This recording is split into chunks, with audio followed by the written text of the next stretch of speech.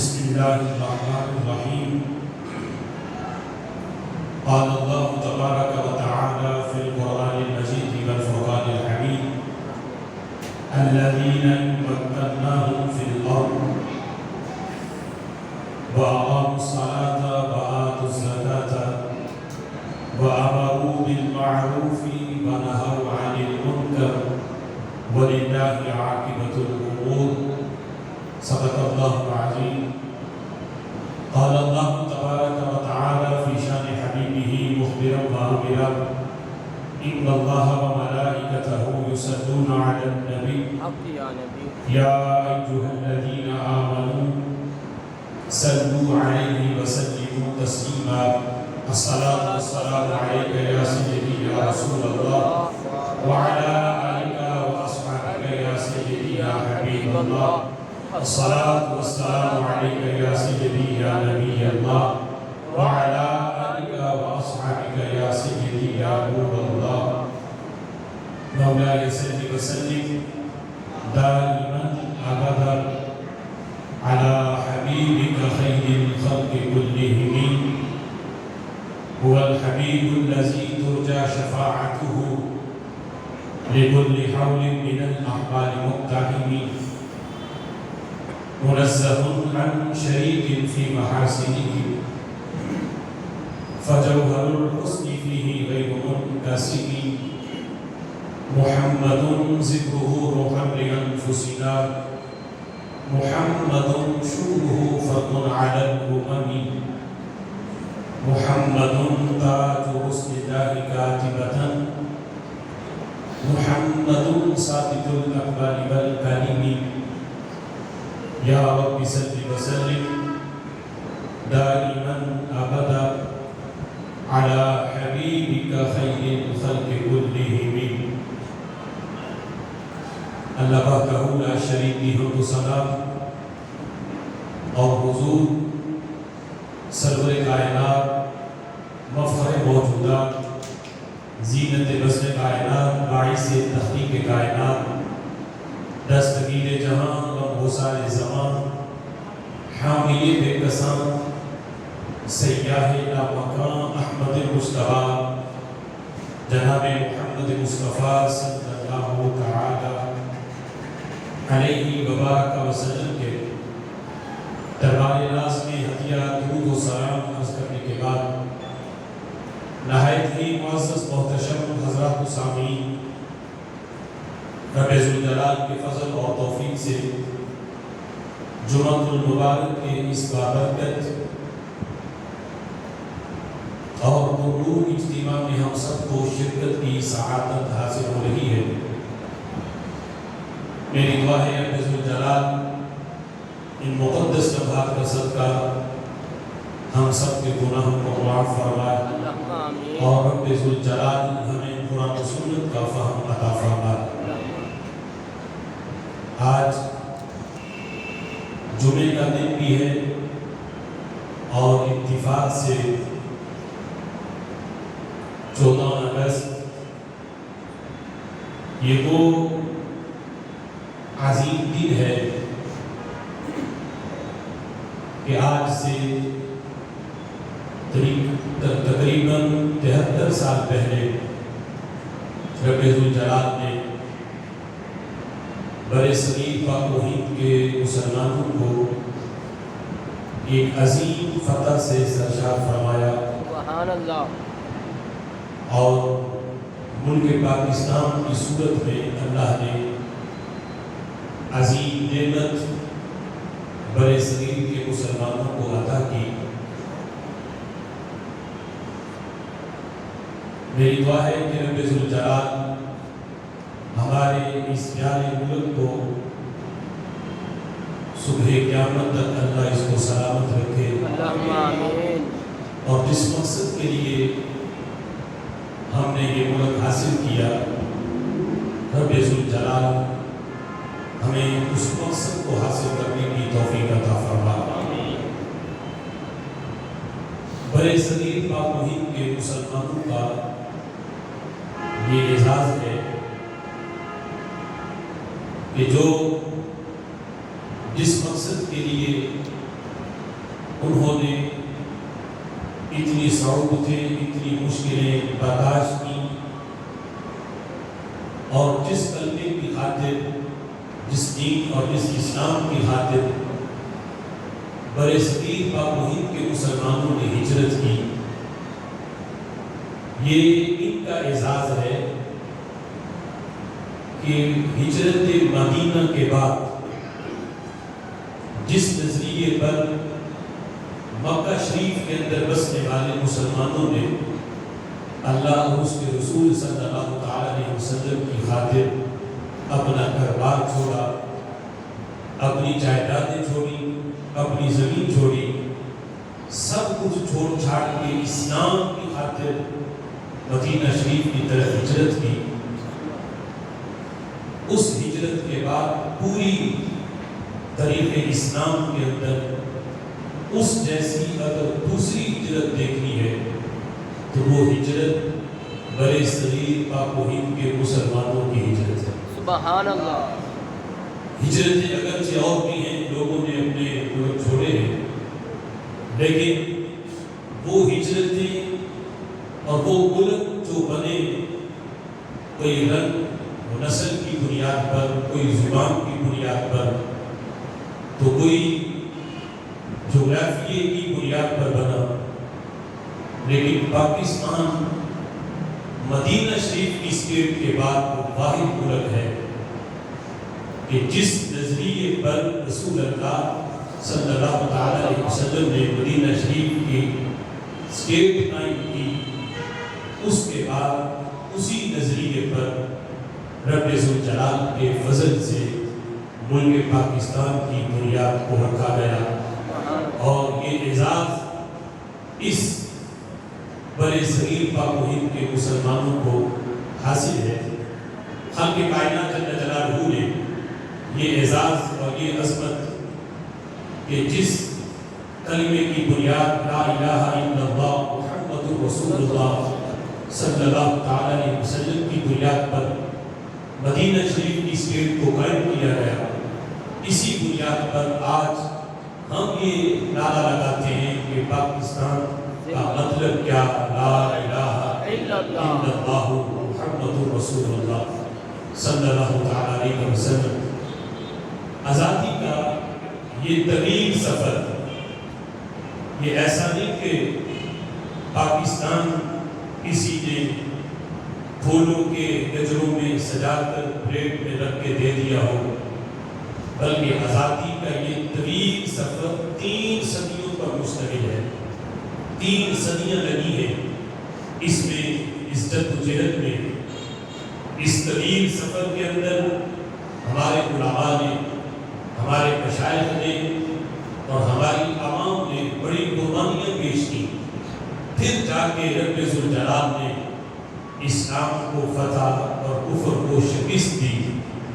یہ 3 صدیوں کا طویل سفر، اس صدی کے ہر سال میں، ہر سال کے ہر مہینے میں، ہر مہینے کے ہر ہفتے کے ہر دن کے اندر قربانیاں موجود ہیں، اور یہ بھی اعزاز آج مسلک کے حق اہل سنت کو حاصل ہے کہ ہماری تاریخ اتنی روشن ہے کہ آج ہمیں 14 اگست کا دن مناتے ہوئے اور 14 اگست کے دن اپنے گھر کی چھت پہ پاکستان کا جھنڈا لگاتے ہوئے ہمیں کوئی جھجک محسوس نہیں ہوتی، ہمیں شرم محسوس نہیں ہوتی، بلکہ فخر سے ہم یہ دن مناتے ہیں، اس لیے کہ ہماری تاریخ روشن بڑی ہے۔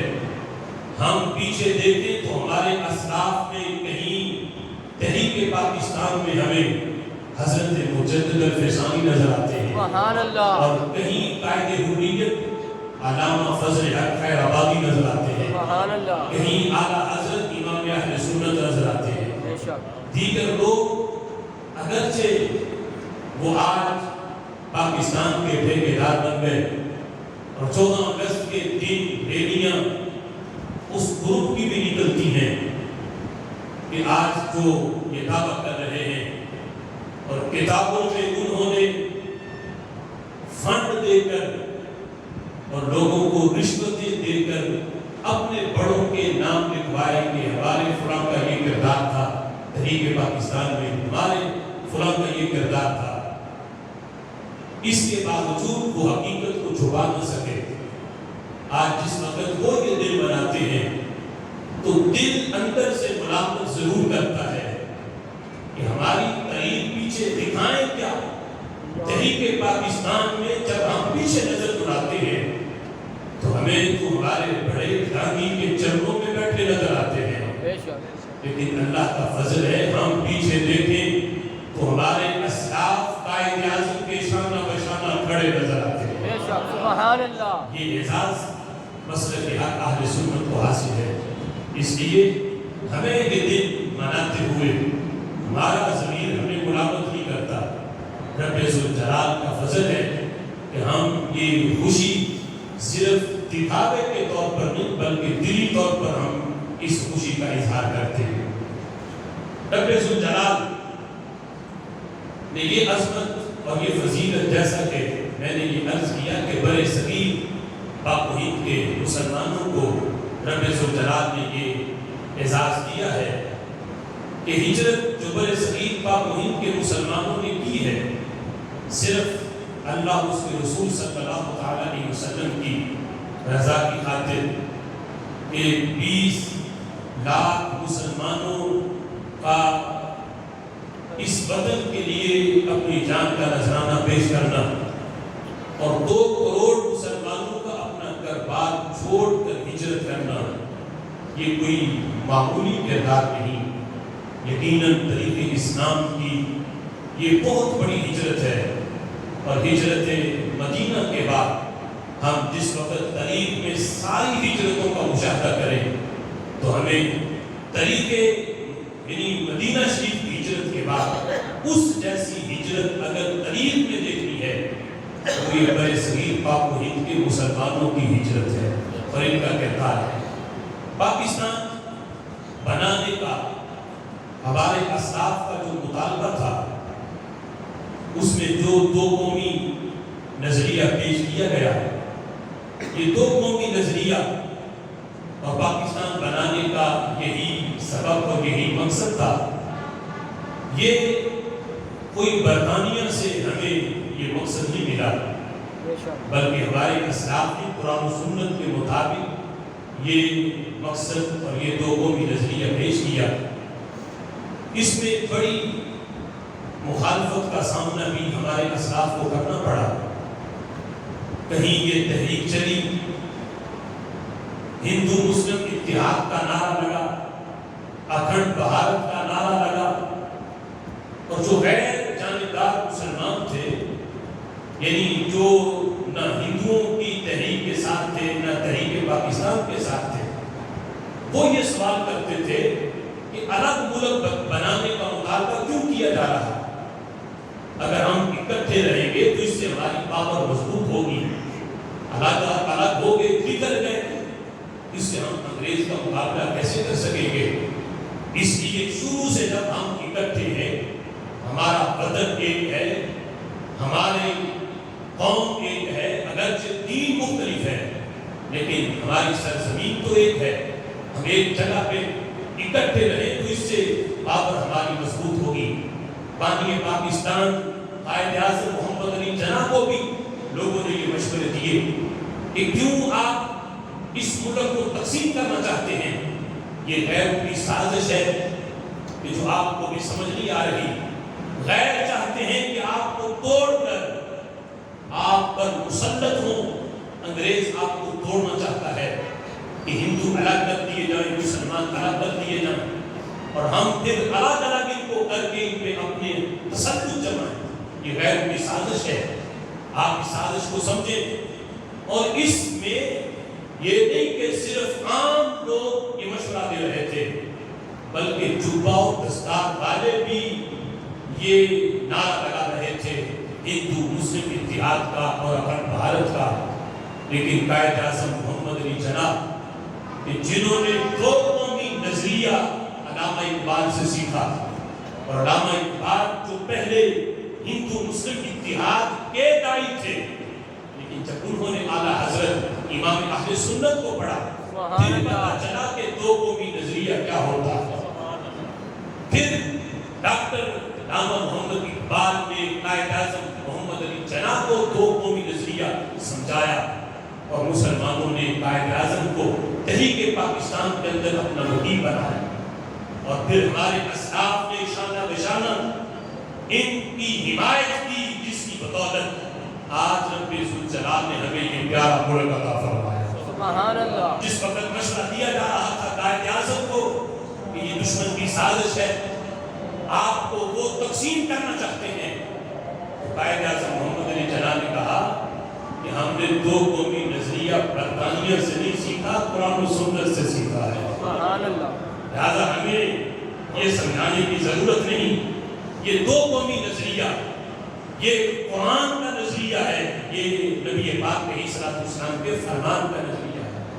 کہا کس طرح تم کہتے ہو ہندو مسلم اتحاد کا نعرہ لگاتے ہو، ہندو وہ قوم ہے کہ جو گائے کو اپنا معذاللہ خدا مانتی ہے، گائے کی پوجا کرتی ہے، اور مسلمان وہ قوم ہے جو اللہ اس کے رسول صلی اللہ علیہ وسلم کے حکم پر گائے کے گلے پہ چھری چلاتی ہے. سبحان اللہ. یہ کس طرح ایک قوم ہو سکتی ہے؟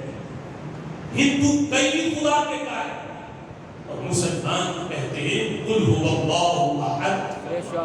حضرت یہ کیسے ایک جگہ پہ ان کا رہنا ممکن کیسے ہے؟ تو قائد اعظم محمد علی جناح نے کہا ہم نے یہ نظریہ برطانیہ سے نہیں سیکھا، ہم نے قرآن و سنت سے سیکھا ہے. برے صغیر پاک و ہند میں سب سے پہلے جس وقت ہم دو قومی نظریے کو دیکھتے ہیں تو سب سے پہلے جو اس نظریے میں مؤثر آواز تھی وہ حضرت شیخ سرہند حضرت مجدد الفسانی رحمۃ اللہ علیہ کی ہے، جنہوں نے اکبر کے خود ساختہ دین الہی کے مقابلے میں حق کی آواز کو بلند کیا اور کہا کہ اکبر جو دین تم لے کے آئے ہو یہ باطل ہے، اور جس دین کی طرف میں بلا رہا ہوں یہ حق دین ہے اور یہی میرے رب کا دین ہے. اب اس کے صدا میں حضرت مجدد پاک کو صدا بھی دی گئی، جیلوں میں ڈالا گیا، قید و بند کی صعوبتیں آپ نے برداشت کی، لیکن کہا تم جتنا بھی ظلم کر لو کلمہ حق کو میں بلند کرتا رہوں گا. حضرت مجدد پاک کی وہ آواز جو اکبر کے دین کے مقابلے میں آپ نے دی تھی، اس نے اس وقت برے صغیر کے مسلمانوں کے اندر وہ بیداری اور وہ شعور پیدا کیا کہ آگے چل کے پھر اس تحریک نے اتنا زور پکڑا کہ جس کا نتیجہ یہ تھا کہ لوگوں نے پھر قائد اعظم کی آواز کبھی لبیک کہا، جس کے نتیجے میں اللہ نے ہمیں یہ پیارا ملک عطا فرما دیا. جس وقت کانگڑا کا وہ قلعہ فتح ہوا تو جو فتح نہیں ہو رہا تھا بڑی مشکل سے جہانگیر نے بڑی محنت کے بعد جب وہ قلعہ فتح کیا تو حضرت مجدد پاک کو دعوت دی کہ آپ آئیں اور اس قلعے کا افتتاح کریں. یعنی یہ طریق اسلام کا بڑا اہم دن تھا اس قلعے کی فتح کا، جو کئی سالوں سے کوشش کی جا رہی تھی لیکن وہ قلعہ فتح نہیں ہو رہا تھا. بالآخر جب فتح ہوا دعوت دی گئی مجدد پاک کو کہ افتتاح آپ کریں، تو آپ نے کہا کہ جو چیز جو جگہ جو ملک اسلام کی خاطر کلمے کی بنیاد پر حاصل کیا جائے اس کی فتح کا انداز کیا ہونا چاہیے، یہ عملی طور پر آپ نے بتایا. راج کے حکمرانوں کے لیے اس میں سبق ہے. آپ نے فرمایا ایک شرط پہ میں قلعے کے کا افتتاح کروں گا، شرط یہ ہے جب میں قلعے میں قدم رکھوں گائے کو ذبح کیا جائے، گائے کے گلے پہ چھری چلائی جائے، اس لیے کہ یہاں کے لوگ پہلے گائے کی پوجا کرتے تھے. میں اس نظریے کو ختم کرنا چاہتا ہوں اور بتانا چاہتا ہوں وہ نظریہ اور تھا، یہ نظریہ اور ہے. سبحان اللہ. جب میں قدم رکھوں تو گائے کے گلے پہ چھری چلائی جائے، اور جب میں قلعے میں داخل ہوں تو ہر طرف سے اللہ اکبر کی صدا گونجنی چاہیے، اذانوں کی آواز آنی چاہیے، اذانیں پڑھی جائیں. اور پھر شرط یہ ہے کہ قلعے کے اندر اسی دن میں مسجد کی بنیاد بنیاد بھی رکھوں گا۔ سبحان اللہ۔ یہ بتایا کہ جو ملک اسلام کے لیے کلمے کی بنیاد پر حاصل کیا جائے وہاں مندروں کی بنیاد نہیں رکھی جاتی، مساجد کی بنیاد رکھی جاتی۔ یہ عملی طور پر حضرت مجدد بات نے یہ بتایا، لیکن افسوس آج جس مقصد کے لیے یہ ملک حاصل کیا گیا چاہیے تو یہ تھا کہ سرکاری سطح پر جو بھی نیا حکمران بنتا، گورنر بنتا، وہ اپنا حصہ اس میں ڈالنے کے لیے وہ اپنے نام کی کوئی مسجد بناتا، مسجد کی بنیاد رکھتا، ہر وزیر بنیاد رکھتا، تاکہ ہم تو چلے جائیں، ہمارا نام قیامت تک اس مسجد کی وجہ سے زندہ ہے۔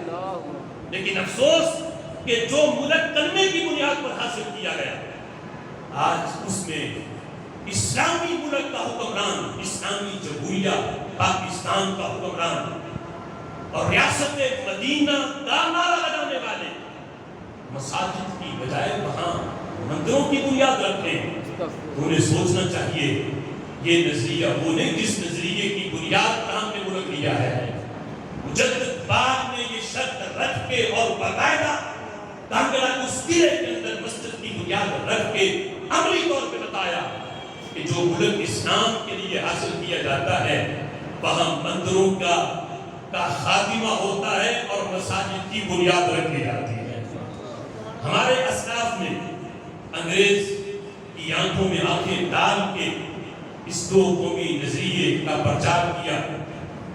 پھر ہم دیکھیں حضرت مجدد بعد کے بعد تاریخ کے اندر حضرت قائد حریت علامہ فضل حق خیر آبادی کا وہ نعرہ جو انگریز کے خلاف آپ نے لگایا اور برطانوی سامراج کی آنکھوں میں آنکھیں ڈال کے یہ فتویٰ دیا کہ انگریز کے خلاف جہاد کرنے کا فتویٰ جب آپ نے دیا، دباؤ ڈالا گیا آپ نے یہ فتویٰ واپس لے لو۔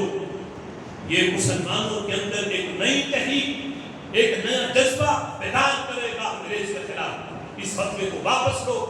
کالے پانی کی سزا بھی دی گئی، لیکن میرے امام نے کہا اس زبان سے، اس قلم سے جو ایک دفعہ نکل گیا جان تو جا سکتی ہے، یہ واپس نہیں آ سکتا۔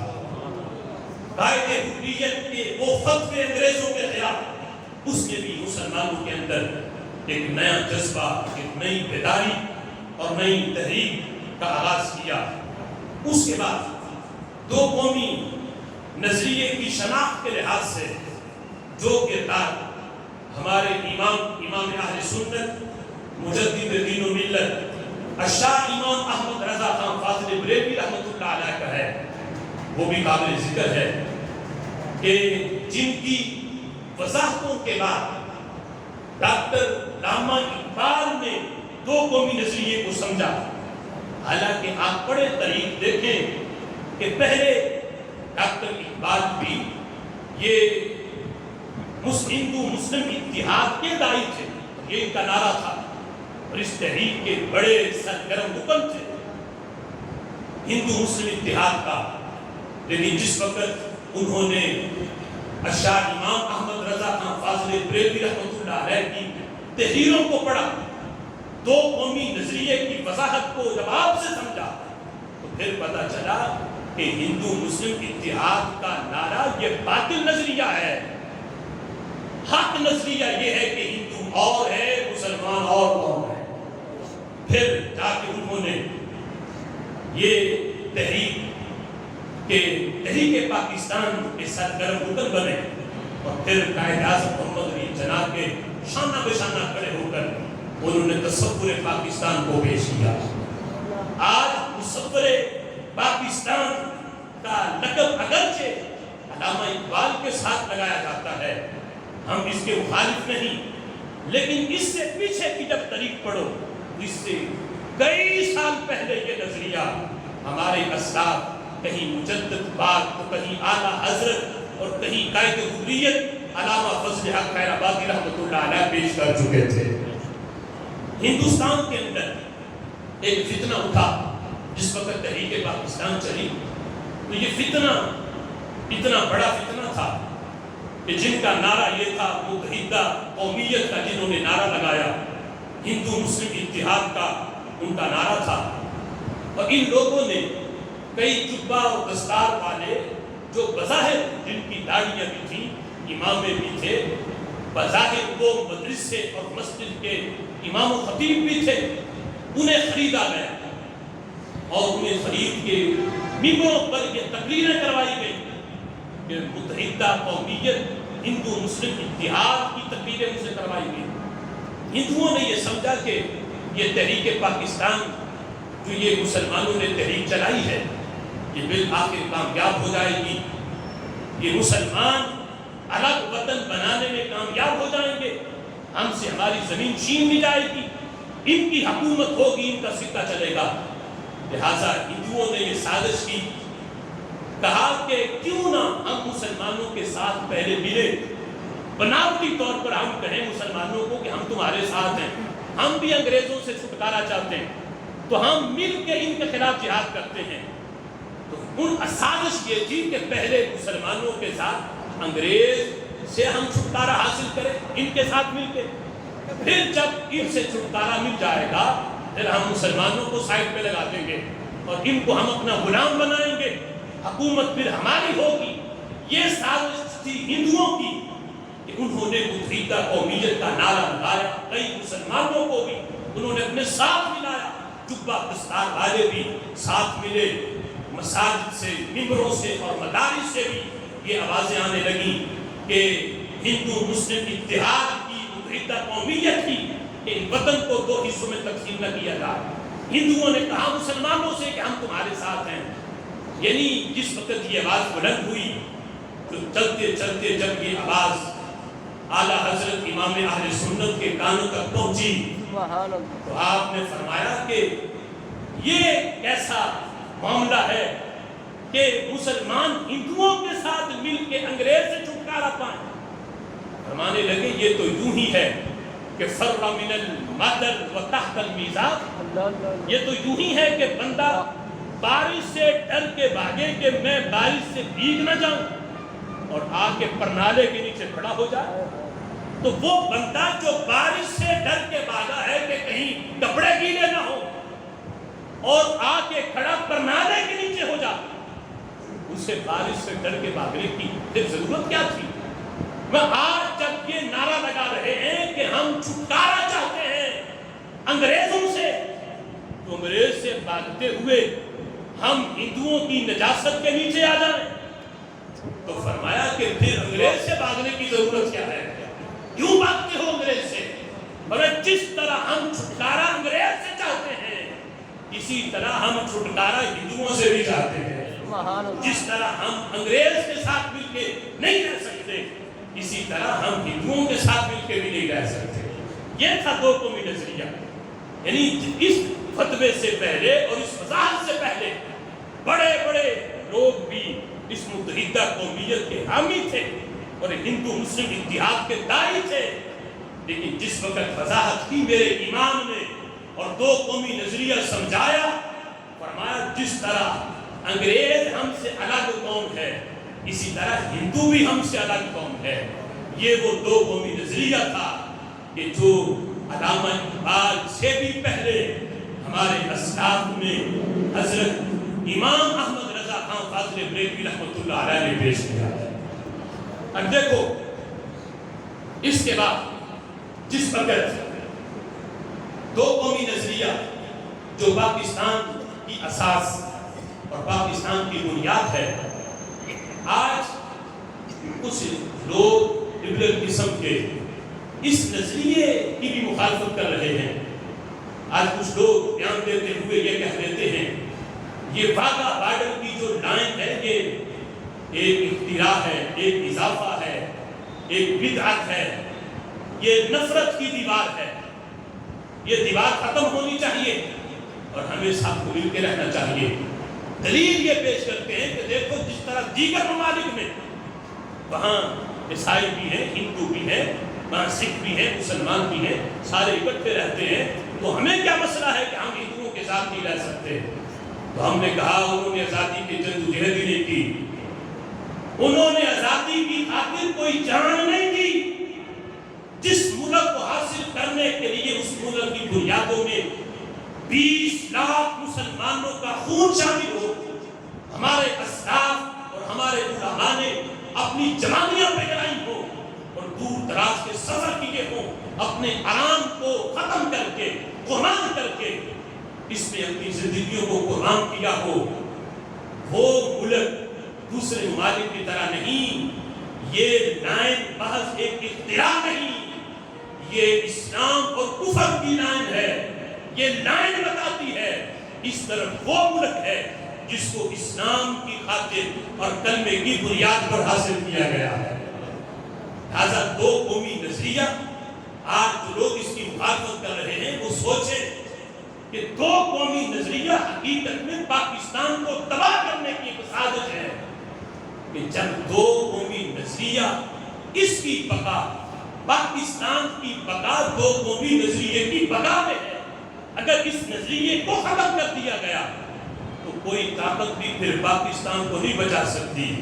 آج بھی اتنی سازشوں کے باوجود بھی پاکستان قائم ہے، پاکستان کا کوئی نقصان نہیں کر سکا، اتنی سازشیں ہیں، ایک طرف اسرائیل ہے، امریکہ ہے، برطانیہ، اتنی سازشیں ہیں، اس کے باوجود بھی پاکستان قائم ہے، خود اپنے ملک کے حکمران اس کے خلاف سازشیں کر رہے ہیں اور اس کو تباہ کرنے میں انہوں نے بھی کوئی کسر نہیں چھوڑی، اس کے باوجود بھی پاکستان قائم ہے۔ تو یہ داتا علی حجویری کا فیضان ہے، سبحان اللہ، ہمارے علماء، ہمارے مشائخ اور 20 لاکھ مسلمانوں کے خون کا صدقہ ہے کہ یہ ملک کلمے کی بنیاد پر بنا تھا۔ یہ دو قومی نظریہ، یہ کلمہ ہی آج اس ملک کو بچا رہا ہے۔ سبحان اللہ، پاکستان کی بقا کے لیے دو قومی نظریے کی بقا ضروری ہے، یہ آج کا یہ پیغام ہے۔ پاکستان کی بقا کے لیے دو قومی نظریے کی بقا ضروری ہے، بے شک، کہ جو چیز جس مقصد کے لیے حاصل کی جائے، اگر اس مقصد کو فوت کر دیا جائے تو پھر وہ چیز بھی چھن جاتی ہے۔ پاکستان کا مقصد یہ تھا دو قومی نظریہ، یہ سبب تھا پاکستان بننے کا، اور پاکستان کی غرض و غایت بھی دو قومی نظریہ ہے۔ کسی چیز کا سبب وہ ہوتا ہے جو چیز سے پہلے پایا جاتا ہے، اور بعد میں چیز اس پہ مرتب ہوتی ہے، سبب پہلے ہوتا ہے۔ تو سبب پہلے تھا، ہمارے اسلاف نے جو دو قومی نظریے کا نعرہ لگایا، پھر پاکستان بعد وجود میں آیا، غرض و غایت کا اس چیز پر جو ہے ترتب ہوتا ہے، غرض و غایت اس چیز پر مرتب ہوتی ہے۔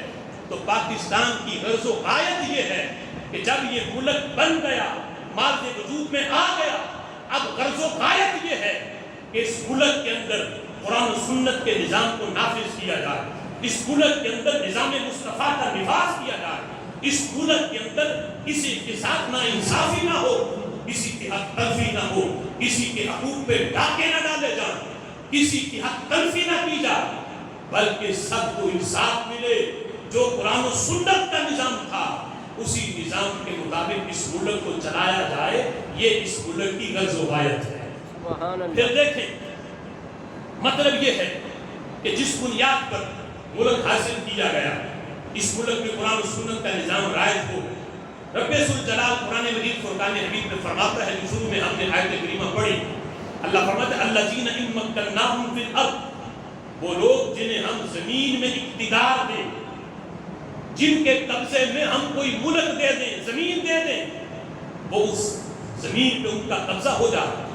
تو قبضہ کرنے کے بعد وہ کرتے کیا ہیں؟ اللہ فرماتا ہے اقاموا الصلاۃ وآتوا الزکاۃ، وہ نماز قائم کرتے ہیں، زکات دیتے ہیں، وامروا بالمعروف ونہوا عن المنکر، وہ نیکی کا حکم دیتے ہیں، برائی سے منع کرتے ہیں۔ تو اللہ فرماتا ہے وللہ عاقبۃ الامور، امور کا انجام اللہ کے ہاتھ میں ہے۔ یعنی جو رب ملک دے سکتا ہے وہ رب ملک واپس لے بھی سکتا ہے۔ جس مقصد کے لیے اللہ نے ملک دیا ہے، اگر اس مقصد کو حاصل نہ کیا گیا، اس مقصد کے خلاف کام کیے گئے، اللہ فرماتا ہے یہ نہ سمجھو میں نے انعام کیا تو میں واپس نہیں دے سکتا۔ وَلِلَّهِ عَاقِبَةُ الْأُمُورِ، امور کا جو انجام ہے وہ اللہ کے لیے ہے، وہ اللہ کے ہاتھ میں ہے۔ اللہ جو نعمت دیتا ہے اگر اس نعمت کا شکر ادا نہ کیا جائے، اگر اس نعمت کا جو مقصد کا اس مقصد کو حاصل نہ کیا جائے، تو اللہ فرماتا ہے پھر میں وہ نعمت ان کے پاس رہنے نہیں دیتا. وَلِلَّهِ عَاقِبَةُ الْأُمُورِ، اگر نعمت دیتا ہوں تو نعمت واپس لینے پر بھی میں قادر ہوں. آج وہ لوگ سوچیں کہ جو آج 14 اگست کے دن مقصد تو یہ تھا کہ اس عظیم دن میں ہمیں اتنی بڑی نعمت ملی کہ جس میں ہم کھل کے اپنے رب کا نام لے سکتے ہیں. آج پابندی کوئی نہیں. آج نماز پڑھنے جائیں تو ہماری گردنیں نہیں کاٹی جاتی. دیکھو ہندوستان کے اندر مسلمان اس تکلیف میں ہیں کہ وہاں مساجد میں نماز پڑھتے ہوئے بھی ان پہ حملے کیے گئے. گائے ذبح کرنے پہ وہاں پابندی، جو ذبح کرے اس پہ ظلم و ستم کیا جائے. آج وہ علن اعلان اس طرح نہ میلاد کے جلسے کریں نہ ریلیاں نکالیں. یہ کتنا خوش نصیب ہے پاکستان کا مسلمان جس پہ پابندی کوئی نہیں. نماز پڑھنے آئے تو روکتا کوئی نہیں. آج یہ علن اعلان قرآن و سنت کے نبی کے میلاد کے جلسے جلوس کرے تو پابندی کوئی نہیں. اذانیں دے پابندی کوئی نہیں. آج اتنے عظیم دن میں ہم اللہ کا شکر ادا کرنے کی بجائے ہم وہ خرافات کریں جس سے ہم ہندوؤں کو غیروں کو خوش کریں، شیطان کو خوش کریں. کہ دیکھیں کہ کس طرح یہ باجوں کی آوازیں اور کس طرح یہ شور شرابہ کہ موٹر سائیکلوں سے سلنسر نکال کے کس طرح وہ اس کی آواز بڑھا کے آج لوگوں کو تنگ کیا جا رہا ہے. کیا اس مقصد کے لیے یہ ملک لیا تھا؟ کس طرح آج کے دن یہ کام کر کے گانے رقص و سرور کی محافل سجا کے شرابے کی محفل سجا کے اور یہ سارے کنجر خانے لگا کے کس کو ہم راضی کر رہے ہیں؟ رب تو اس سے راضی نہیں ہوتا، شیطان یقیناً راضی ہو رہا ہے. دن تو تھا اللہ کا شکر ادا کرنے کے لیے کہ ہم نوافل پڑھتے، شکرانے کے دعائیں کرتے، بڑے سال ثواب کی محفلیں سجاتے ان اسلاف کے لیے، ان 20 لاکھ مسلمانوں وہ شہیدوں کو ہم اصال ثواب پیش کرتے، انہیں خراج تحسین پیش کرتے جن کی قربانی کی خاطر آج ہمیں یہ ملک ملا. لیکن مجھے ان والدین پر بھی افسوس ہے.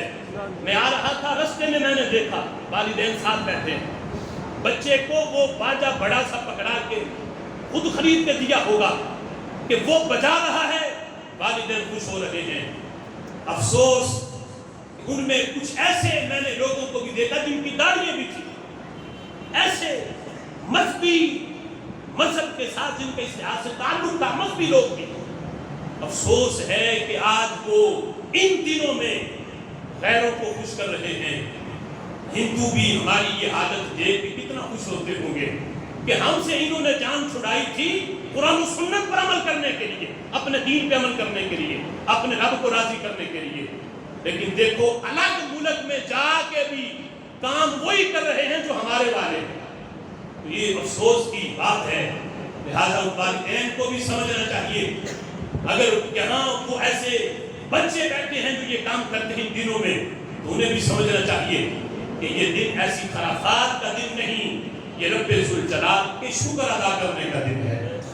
یہ آخر میں یہ کسی صاحب نے یہ پرچی بھیجی کہ ربیع الاول شریف کا مہینہ جب آتا ہے اس میں مسلمان اپنے آقا صلی اللہ علیہ وسلم کی آمد کی خوشی میں جھنڈے اور جھنڈیاں اور لائٹیں لگاتے ہیں. کچھ مولوی حضرات اس کو بدعت اور فضول خرچی کے فتوے لگاتے ہیں. اور جب 14 اگست کا دن آتا ہے تو یہی مسلمان جھنڈے اور جھنڈیاں لائٹیں بھی لگاتے ہیں، بلکہ خود بینر لگا کے ریلیاں بھی نکالتے ہیں. وہی لوگ جو میلاد کے جلسے اور جلوسوں پہ فتوے لگاتے ہیں، یہ خود 14 اگست کے دن آپ دیکھتے ہیں ان کی ریلیاں، جھنڈے بھی ہوں گے، بینر بھی ہوں گے. اس وقت نہ تو یہ فضول خرچی ہے اور نہ یہ پتہ چلا کہ ان کو تکلیف جھنڈے اور جھنڈیوں سے نہیں، تکلیف انہیں میلاد کی جھنڈیوں سے ہے، میلاد کے جھنڈوں سے ہے. اگر تکلیف محض جھنڈیوں سے ہوتی، جھنڈوں سے ہوتی تو یہ خود بھی نہ کرتے یہ کام. تو تکلیف انہیں محض جھنڈیوں سے نہیں. تقریب اس جھنڈے سے ہے جس پہ لکھا ہو سرکار کی آمد مرحبا. سبحان اللہ. جس جھنڈی پہ لکھا ہو سرکار کی آمد مرحبا, سبحان اللہ. اس جھنڈے سے, اس جھنڈی سے تقریب ہے. جلسوں سے تقریب نہیں. جلسوں سے تقریب ہوتی تو جلسے آج ان کے بھی نہ ہوتے. بڑے بڑے جلسے ہوتے ہیں. دیکھو فضل الرحمان بڑے بڑے جلسے کرتا ہے, کوئی تکلیف نہیں. وہاں نظر نہیں آتا کہ کتنا اسراف ہو رہا ہے, کتنی فضول خرچی ہو رہی ہے. لیکن جب تکلیف اس جلسے سے ہے جس جلسے میں نعرہ رسالت لگے, سبحان اللہ. جس جلسے میں لبیک یا رسول اللہ کے نعرے لگے, سبحان اللہ. اور جس جلسے میں سرکار کی آمد مرحبا کے نعرے لگے. ظاہر بات ہے تکلیف انہیں جلسے جلوس جھنڈیوں سے نہیں, تکلیف انہیں میلاد والے آقا سے ہے. اللہ ان کو سمجھ کی توفیق عطا فرما دے. دوسرا یہ سوال ہے کہ عید کے چوتھے دن قربانی ہو سکتی ہے یا نہیں. تو اس کا جواب بڑی تفصیل سے ہمارے گزشتہ سال کے موضوعات کے اندر موجود ہے. یہ اہل حدیث کی بھابھیوں کی یہ خرافات ہے کہ چوتھے دن کے اندر بھی وہ قربانی کا کہتے ہیں, حالانکہ نبی پاک علیہ السلام کا واضح فرمان اس سلسلہ کے اندر موجود ہے کہ قربانی کے 3 دن ہیں, 10 ذی الحج کا یوم نحر اور اس کے بعد 2 دن. سورج غروب ہونے سے پہلے پہلے یہ قربانی کا وقت ہے. چوتھے دن یہ کوئی قربانی کا وقت نہیں. اگر اس میں کی جائے تو جانور اگر ذبح ہو تکبیر کے ساتھ تو اس کا گوشت کھانا تو حلال ہوگا لیکن قربانی نہیں ہوگی. دوسرا سوال یہ ہے کہ اونٹ کا گوشت کھانے سے وضو ٹوٹ جاتا ہے یا نہیں. تو اونٹ کا گوشت کھانے سے وضو نہیں ٹوٹتا, یہی احناف کا موقف ہے. اللہ تعالیٰ سمجھ